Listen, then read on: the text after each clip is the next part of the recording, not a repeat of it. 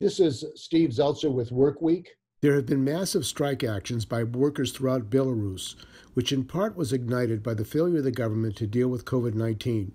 We talked with Kirill Buketov, who is with the International Union of Food Workers, and Lizaveta Merliak, the International Secretary of the Belarus Independent Trade Union.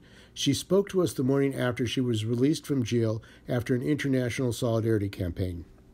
We've been fighting for freedom for 26 years, and now the fight is even more intense than ever, because many people joined the forces together, and they are now in the streets demanding democracy, demanding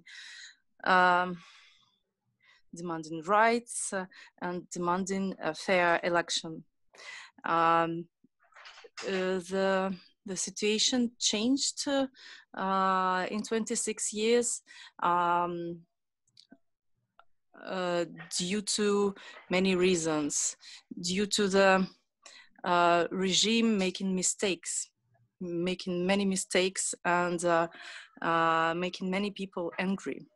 Like in 2017, there was a law on those who don't have job.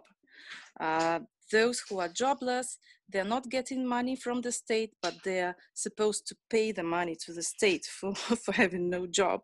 And they're called social parasites.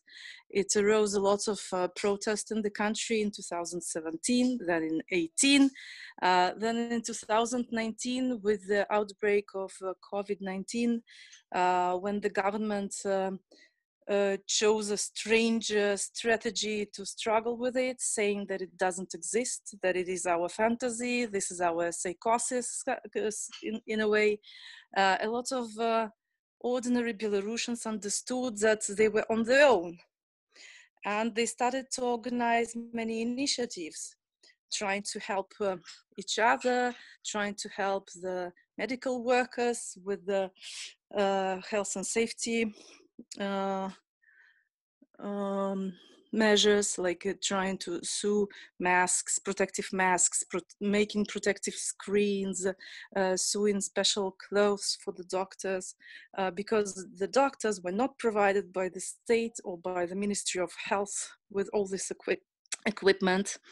And I think that these several months that we had of COVID-19 in Belarus made a lot of people voluntarily be active.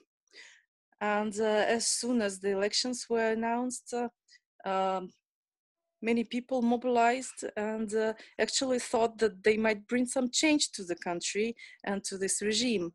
However, the results of the election on the 9th of August showed that our voices had been stolen once again, and that this dictator wouldn't let his power easily. When people went out in the streets trying to claim that their voices had been stolen, they were met by police equipped like for a war, and a lot of violence happened these nights and days after the elections. We had no internet access for 3 days. We didn't know what was going on in other cities. It was really scary to stay at home, even because I live in Grodno. It has like about 400,000 population, and I could hear people screaming in the street, and I could hear explosions kind of from somewhere from the center of the city. I didn't go to the streets those days, but I did go to work during the day. And I work for the union, for the Independent Trade Union of Miners and Chemical Workers. And I share my office with the local branch of this union at Grodno Azot plant. It's a chemical enterprise producing ammonia, nitrogen, a lot of explosives, different chemicals. It's a huge enterprise. with 7,000 workers, and about 1,000 of those are workers who are very skilled and who can't be substituted by any other worker. Like, they know the equipment and they know the procedure and they know the chemical reactions and everything. So those workers, those 7,000 workers and those professionals among them, they reacted on one of our announcements that we made, an open announcement to the Central Election Committee, saying that we don't trust the results and that we don't accept the results. I mean, the Independent Union made this announcement, and a lot of workers joined it, and they came to our office, like a huge crowd of workers, and immediately the same time the administration of the factory came, and we started kind of a dialogue. I can't name it dialogue or dialogue in good faith. No, it was kind of a dialogue, like we were demanding a lot, and the administration was saying, well, we will try, but you have to go and work, you can't stop production, we can't accept political demands because we can only get economic demands from the union. And then the idea came to form strike committees. And the strike committee at Grodno Azot was formed on the fourth day since election. Strike committee is a very autonomous body. It has connection to the union, but actually it is autonomous. And this strike committee put forward the political demands to the employer. The first demand was to overthrow the president of the country, who didn't win the elections in our mind. The second was to stop violence in the streets. The third one was to punish those who falsificated the results of the elections, and to punish those who had beaten up people and put them to jail and tortured them there and who killed people. And the last but not the least was the demand to get rid of a short-term contract system in the country. Like all the employees of all the companies in Belarus have a fixed term short contract. Most of those are for 1 year. So if you are against something, or the employer doesn't like you, the employer can just get rid of you because of the short contract that wouldn't be prolonged, for example. So those were the demands of the strike committees. And then many factories started to strike. It was hardest to strike for those factories of chemical industry and of mining, of course, but those were exactly those were the enterprises which are state-owned, 100% state-owned, meaning that all the profit goes to the state, goes to regime, goes to pay the bullets that they shoot at us, at workers. So actually, the main idea behind those strikes was to stop financing the regime. Then later, the local authorities in many cities were kind of letting people have mass events in the main squares, letting people use local mass media, TV, radio to talk about the situation. However, it lasted for, I don't know, 2 or 3 days only, this freedom, kind of freedom. The regime took back everything that it had given to the people for those short 3 days. Now the mass events are prohibited again. Like, I was arrested for taking part in event which was not authorized.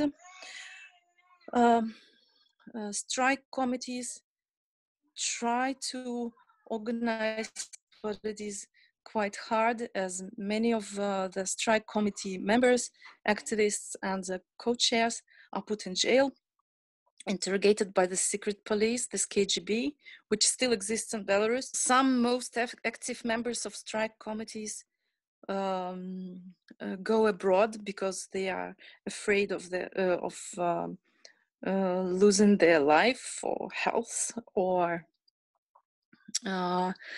recently, the fund of the strike fund at joint stock company Belarus. It's the fourth biggest producer of potash in the world. It's a mining company. So they have a strike committee, and the strike goes on. Workers go slow, and the strike committee doesn't go to work at all. They have a strike, full strike. So they had a strike fund. And the other day, the guy who was holding the fund was made by the secret police. He was made transfer his this fund to some charity, kind of. So now they are not, this strike committee is less in number. It doesn't have money, which was provided by workers. So this money belonged to workers and belonged to the strike committee to support the families of those who are on strike. It's gone. Its most active workers are gone. And in this case, we are working through the supply chain of one of a multinational company producing fertilizers, originated from Norway. It is called Yara International. So we are working with a trade union there, and the trade union is in contact with the company, very close contact. The code of conduct of this company contains articles saying that the supply chain of this company has to work strictly, obey. How to say that they need to observe that the workers' rights, and in the supply chain, everyone has to recognize the workers' rights. I mean, and this company, Belarus, the state-owned company, it doesn't. It violates workers' rights. And now we are in dialogue with this Norwegian corporation, Yara International, trying to secure that our workers who are on strike, who are demanding democracy in their country, that they are safe. Well, it's a long process, I guess. It doesn't work like this, yeah. But I think it's one of the ways to deal with such companies in Belarus. And as I said, many state-owned companies are providing the dictatorship with money, and this money goes directly to pay those forces which suppress us, suppress the whole society. And the collapse of the Soviet Union led to massive privatization of the economy of Soviet Union and corruption. What was the result of the collapse of the Soviet Union, and what did that mean for the workers? Well, we didn't have privatization as it was done in Russia or in Ukraine. However, in 1991, when we got independence, many connections between our economy and the economy of ex-Soviet republics collapsed as well. And industry in Belarus was connected to industry, the whole industry in the Soviet Union. So we lost a lot of connections, and it was hard to proceed with the same production. So when Lukashenko came to power first time in 1994, he promised those who had nostalgia for Soviet Union that he would make those connections work again. And the first thing he did was to sign many treaties with Russian Federation, with President Yeltsin at that time, saying that we have some artificial state of two countries, kind of some commonwealth of whatever, Russia and Belarus. And since then, for his political loyalty, he was getting cheaper oil, cheaper gas, and that made our enterprises use some raw materials cheaper than we could get on the free market. So workers continued to work, plants continued to produce tractors and whatever, and it looked as if life went its normal way again. However, the workers were getting poorer and poorer, and they were deprived their rights. At the same time, Lukashenko was using trade unions for his own sake. Like there were two trade union centers in the country. One was independent, newly created trade unions with the collapse of the Soviet Union, and my union belongs to this trade union center, Belarusian Congress of Democratic Trade Unions. And the second trade union center is the Federation of Trade Unions of Belarus. That is an old Soviet kind of type of union, the union which provides entertainment, some material help, I mean, paying some extra money for workers when they need it, kind of, but it's not really militant or I don't know, caring about workers. It doesn't have this class. More of a business union, service business union. Kind of service business, but at the same time, it's very loyal to the state. It's loyal to the state, and it's loyal to the employers, who are also part of the state. So it's a state union. It's like, so this tripartism in Belarus looks quite strange. Like at an enterprise, the CEO of the company could be also member of the union of the company, and at the same time representing the state. So it's like 3 in 1. They might be both representatives of union, of the employer, and of the state. And we have to work with them, and we are the something which is the external from this tripartism. Yeah, like, it's very hard to be in a trade union in Belarus, in a real independent one. The issue, and maybe Kirill could join us, of social media and using electronic technology by workers to get information out and organize themselves. What role did that play in the struggle of labor in Belarus? First of all, I want to say that what is happening now in Belarus is extremely important, taking into account the historical context of these worker struggles, which actually started 50 years ago in 1970, when workers in Poland for the first time tried to organize a general strike. And it's a chain of events, which is a historical movement in which generation by generation is taking part in order to ensure that the workers have the democratic rights and have the opportunity to exercise them.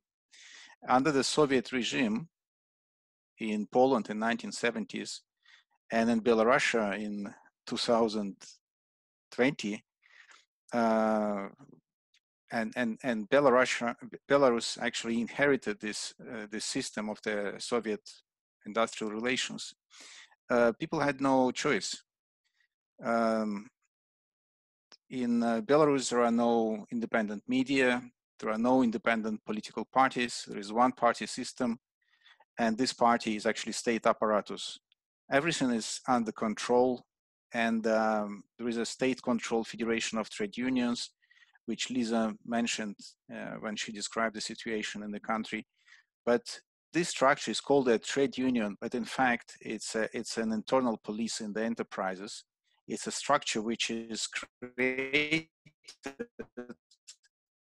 for a specific purpose to control the workers' activities. Belarus is the only country in Europe which have this short-term contract system. Almost everyone, more than 90% of the workers, they work on one-year contracts, which means that anyone who is not loyal to the state, who is not, who is too vocal about the rights, will be prosecuted in a very simple way. The contract will simply not extended to the next year, and everybody understands this. So the country lives for 26 years now in a situation, an environment of fear, and people were afraid of taking any action because they knew that there will be a prosecution measures taken against them. Some people say, well, actually this Soviet system of labor relations was not bad because it provided some sort of stability to the workers in terms of jobs and everything. But this is quite cynical because, you know, you have to pay for this sort of stability. First of all, it's a fake stability because it's only for 1 year and then you don't know what will happen to you.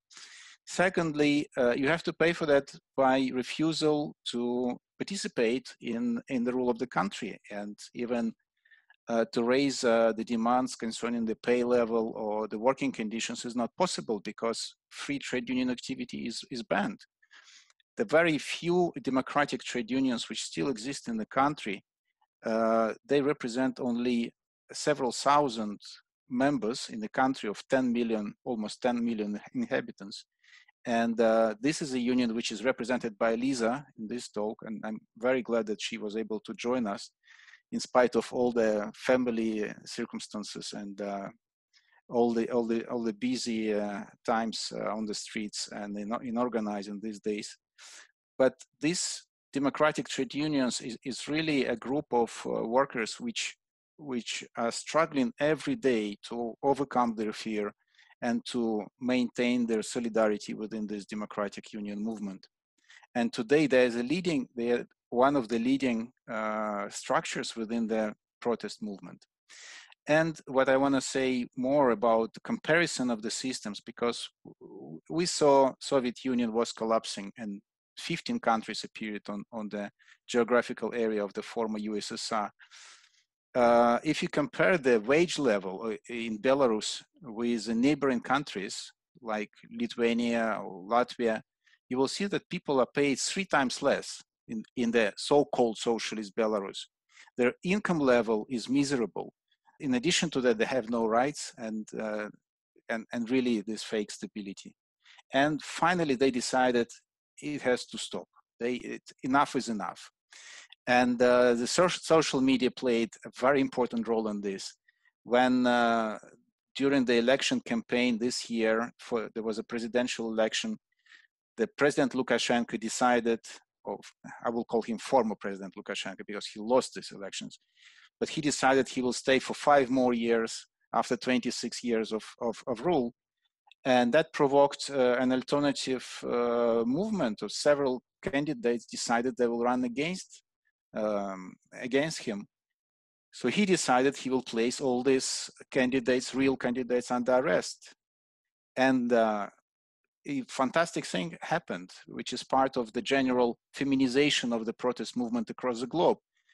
The wives and the female colleagues of these candidates decided they will take the lead.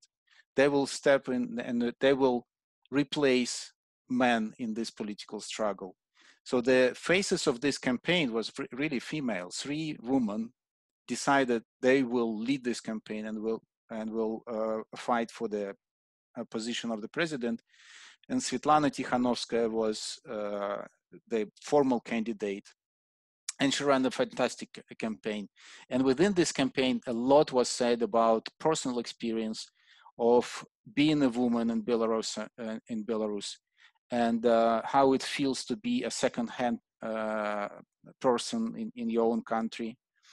And they were talking about their personal experience, mentioning violence and all the discrimination they faced. And those resonated very well in the society of Belarus. Lukashenko got mad. He went on media to say this country cannot be run by a woman.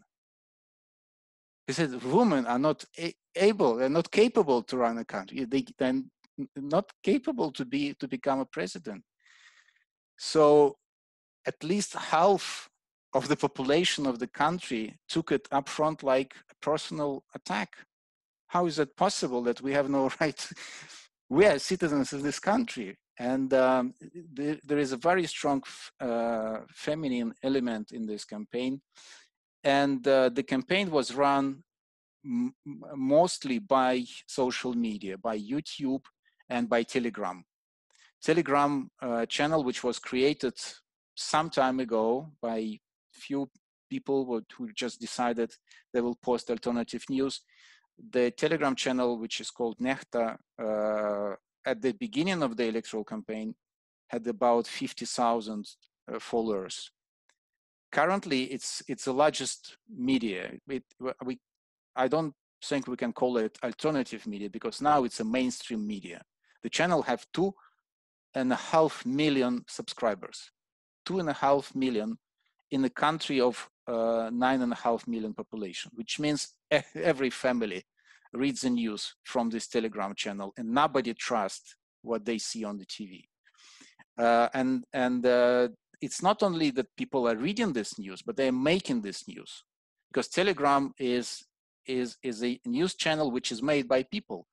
Thousands of people every minute are sending their videos and photographs from all parts of the country, from all streets, from all yards. And actually the images are telling everyone what is actually happening. You can follow the events in the whole country by just following this Telegram channel, sometimes with no comments at all, because it's not possible to write these comments. But the images are very powerful, and people know what's happening on the nearest street, in the nearest city, and in the whole country, and that provokes mass movement. Millions and millions are taking part in this movement. Currently, the main and the challenging moment for the leaders of this protest movement is to maintain this energy of the masses and formulate a political program.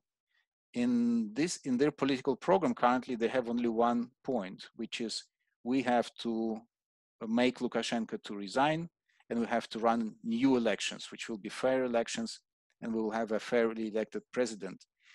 But this movement was met by extreme violence by police, and when police attacked the protesters on the street, it was really something unbelievable. They behaved as Gestapo.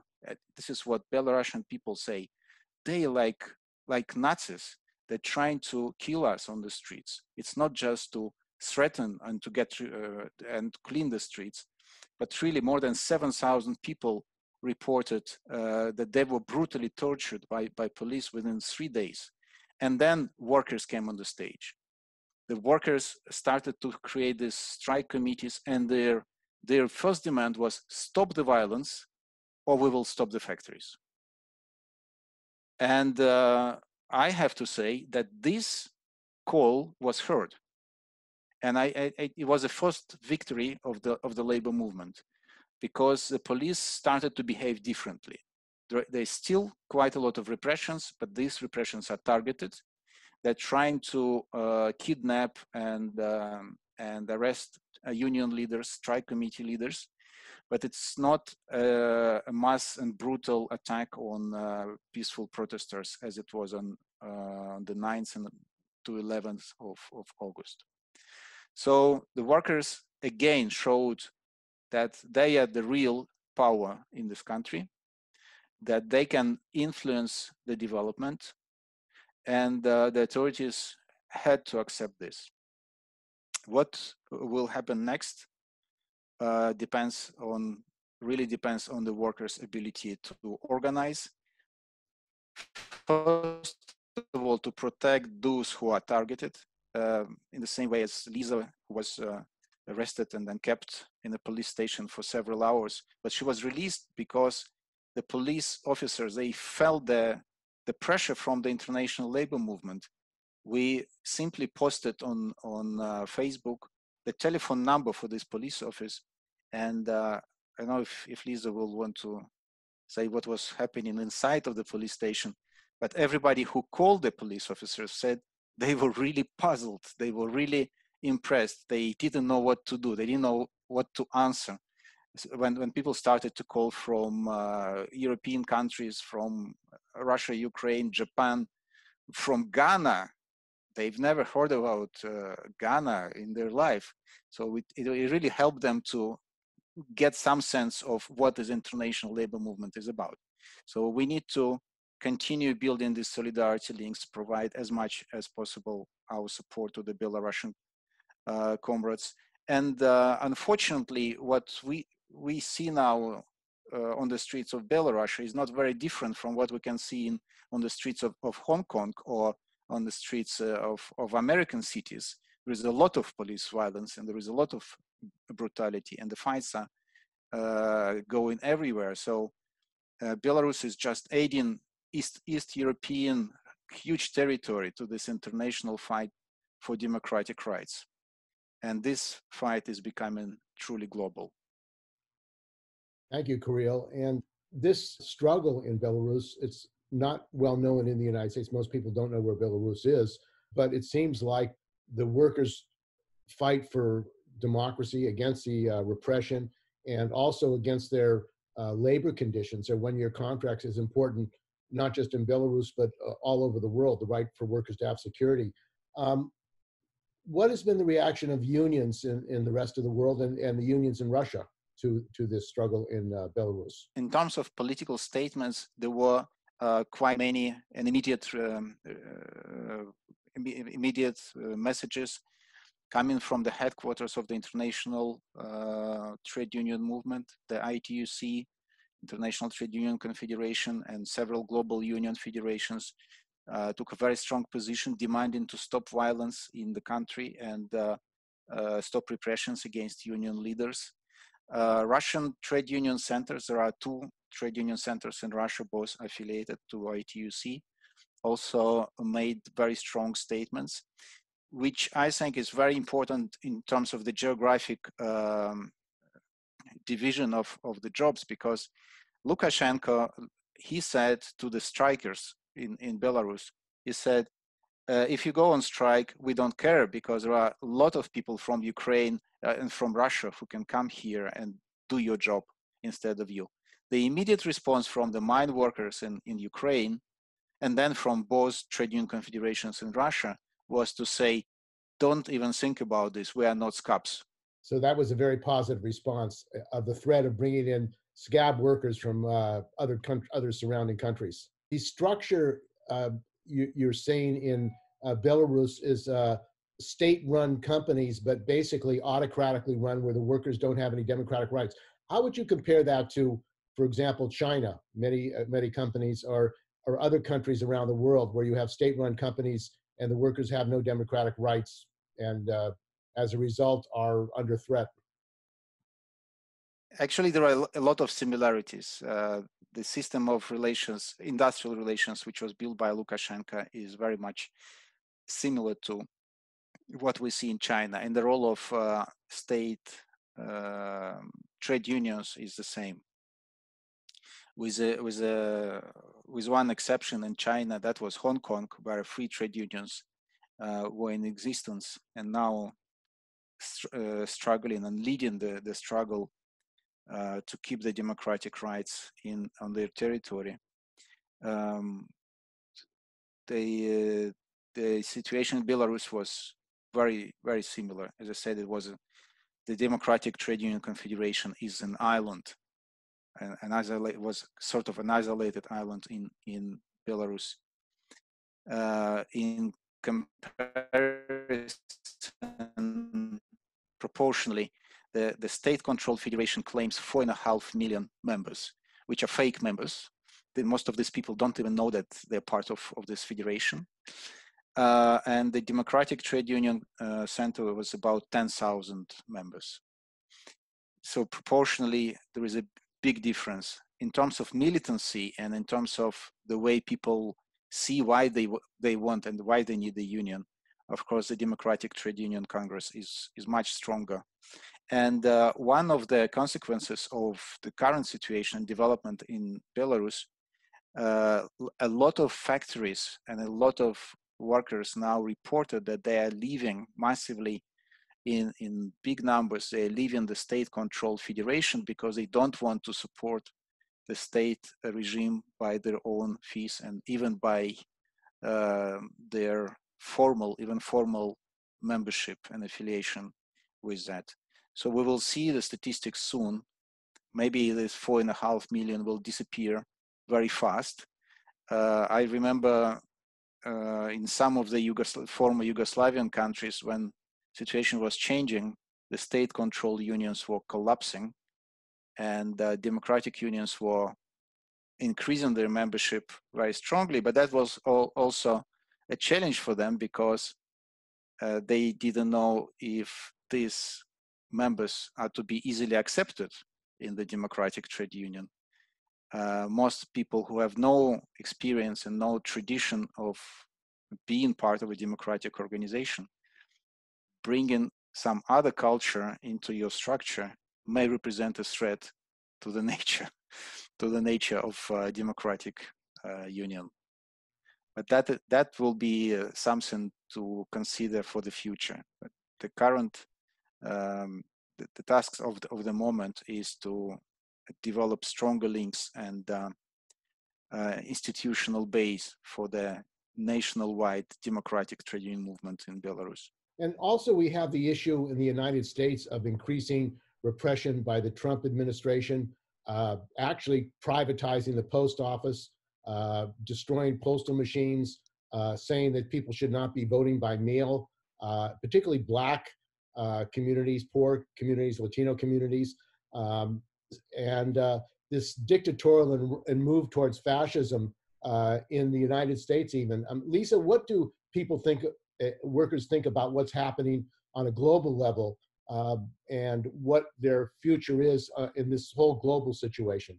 It's kind of hard to answer for the whole workers in Belarus.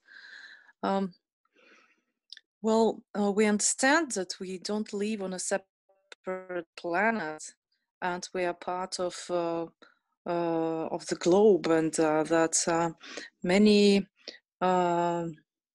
traces of globalization are also visible in this country, which is said to be kind of socialist, though it is not. Do they call themselves socialist in Belarus?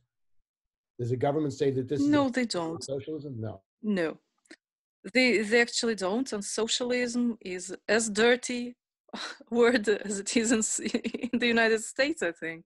I mean, nobody uses this notion of socialism as something very positive, and it's not used on the level of the state. In the United States, young people, over 50% of the young people look to socialism as a future because of what's happening in capitalism and the destruction of their living conditions, the lack of future. So, in fact, in the Republican campaign, first they accused Obama of being a communist, and now they're saying the opposition is socialist. So the socialists have taken over the United States, according to the Republicans, actually.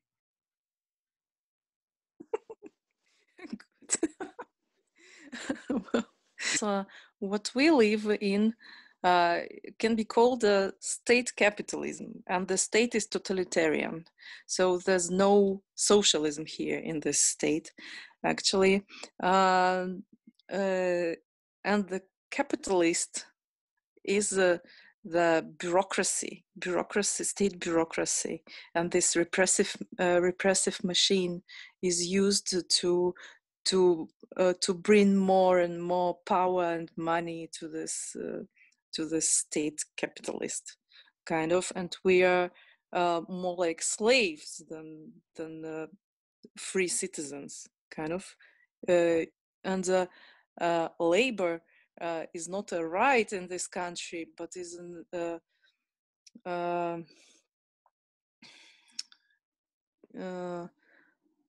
Кирилл, как будет обязанность? Obligation, yeah. Yeah, so labor is more like an obligation than a right. Cheap labor. Mm-hmm. Cheap good for the state. Good for the state-run enterprises. In the United States, they would like to have slave labor too. The capitalists to increase their profits, and the gig economy, using the gig economy to make everybody temporary, is a means of increasing their profits. You have no protection for gig workers, and no really democratic rights. You can be fired, and you're basically exploited, highly exploited. Lisa, why don't you talk about the political debate in Belarus about the future of the country? If you have are able to get rid of Lukashenko, what kind of country do people want to see? How do they want to see the country organized for the working people and the people of the country? Again, I can't say for the whole population. What people want is freedom, but normally we see a lot of examples that freedom comes with more unfairness to workers, and with less rights and so on. So we as unions,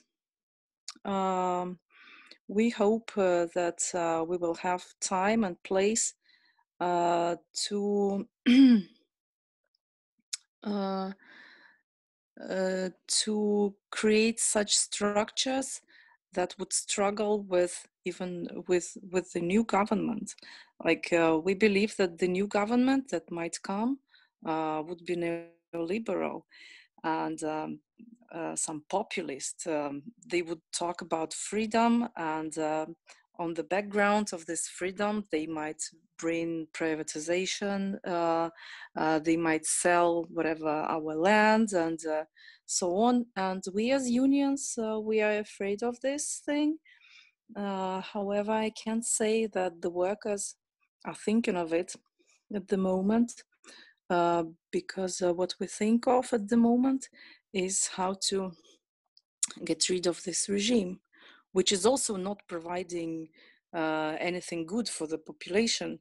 So the first common thing we have to do is to fight the regime, and then we have to think about what country we want at the same time, and we will not stop fighting even after the regime is gone.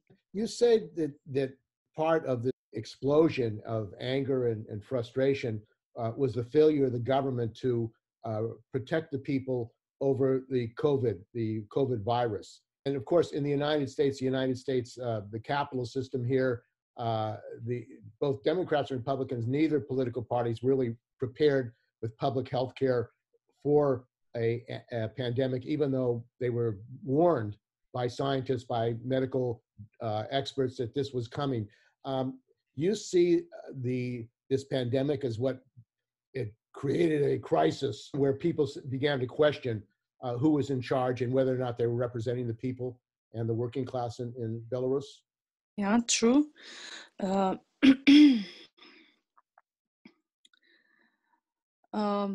The main issue over COVID and people being angry with the state was that the state was humiliating people, really, like naming them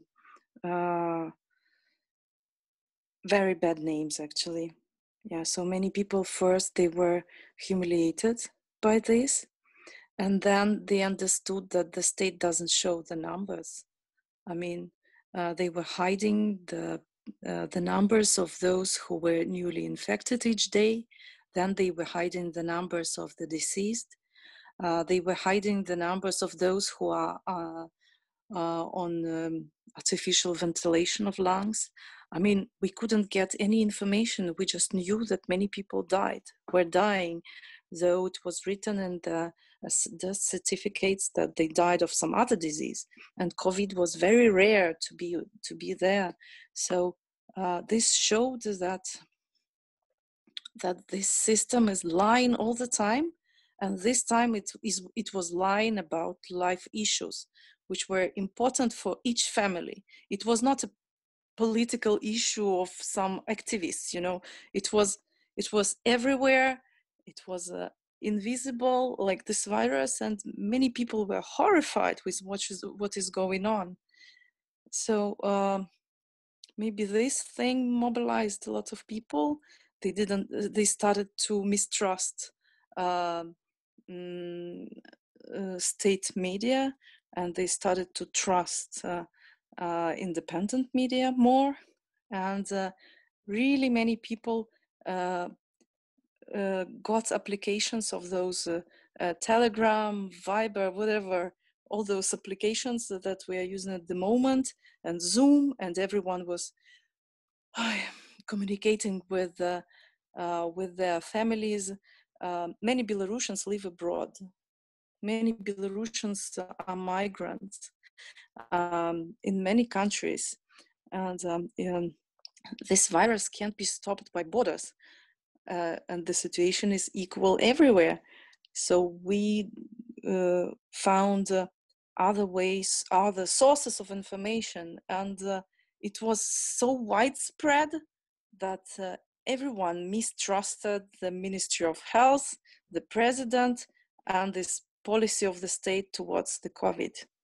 Yeah, and I think it was one of the mobilizing mechanisms to these protests that we are witnessing at the moment. For the future of labor, the issue of communication, freedom of communication, democratic communication, it seems like that has been a critical vehicle to link up workers, to tell the story about what's really going on in the country. How do you see the future of workers in Belarus, in your union, using these tools to organize and to get workers' communication, workers' information out? Well, I don't think that this mechanism alone will bring any good results. I mean, of course, if you have information, if you have knowledge, it's a big plus for your activities and for your possibilities, kind of. However, workers are not a homogeneous matter. Everyone has his or her own family issues and ideas, and not many workers will stay active. I see it already on the example of the enterprise that our union is present here in Grodno, that the critical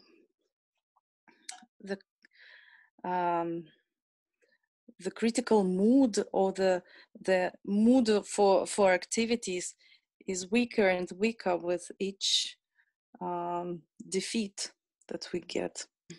Like in the beginning, we could have 7,000 workers in the streets, for example, and now it will be like 100 activists, for example.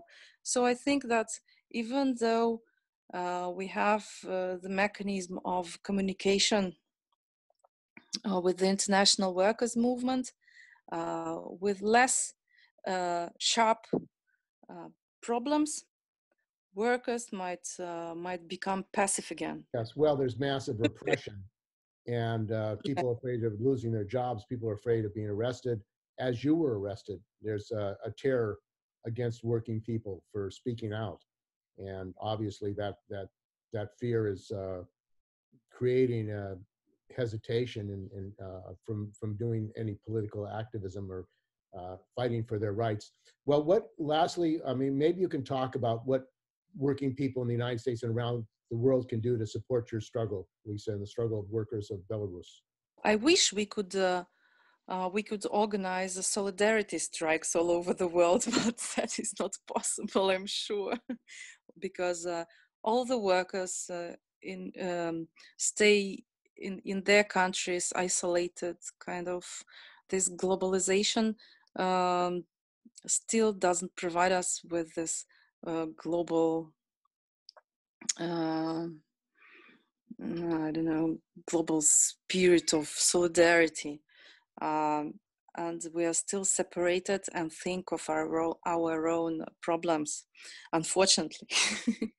So I would rather address workers to take a moment and understand that we, the Belarusian workers, are at the moment going slower. We are fighting for our freedom, and we would like to see other workers not speeding up production, but also thinking of us Belarusians who are trying to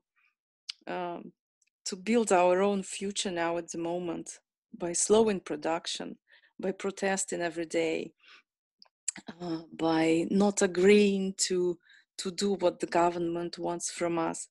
And I'm sure that in the nearest future we might get even poorer than we were before, but we are doing it for our children, we are doing it for our future, and we want to see Belarus a different country very soon, and I hope that it comes very soon.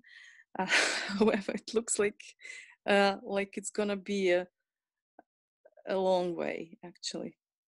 Kirill, what is your feeling about internationalism and the way American workers can help build solidarity with the workers of Belarus? Several ways of doing it, and we have a tradition in the international labor movement to help each other. And it starts with, first of all, dissemination of information. It's very important for as many workers as possible to know what is happening in the neighboring country, but also on the planet. In fact, all these struggles, as I said, in China, in the Philippines, in Brazil, in United States, in Belarus, they are of the same nature. They are of the same nature. More and more, the working people around the globe realize that actually we live in a system of repression, and there is a system of repression which supports a system of exploitation. So it's all the global capitalist system run by corporations, and they use state repressions against workers in order to keep us in a miserable conditions and in poverty. And we have to mobilize against it. What is happening in Belarus now is quite interesting in terms of the projections for the future. Currently, most of the people I'm in touch with, they all say we should not now talk about politics, because if we talk about different programs, that can create splits in our movement. And at the moment, we have to stay united against the main enemy. Once we get rid of a dictator, we will think about what to do next. But in fact, also I see a mushrooming groups in social media where people start to discuss politics and actually asking themselves what is coming next, what is coming after the dictator falls. And that is very encouraging to see, also because Belarus is in a unique situation, because the Belarus people can look at the experience of neighboring countries, Russia, Ukraine, at some extent, Lithuania and Poland, in all these countries, many mistakes were made by the labor movement, and we have to accept it. And it's not shameful to accept that you made a mistake. It's shameful actually not to recognize that you make a mistake and make the conclusions for your future strategy. So the encouraging thing is that Belarusian labor movement is in touch and with strong links to the labor organizations in neighboring countries. We are doing everything possible to support the workers in Belarus. As I said, first of all, disseminating information. Secondly, collecting the possible resources which will be needed for the people who suffered from repression and torture. What can be done locally also, and this is what I've seen yesterday when I just Googled Belarus protest in San Francisco.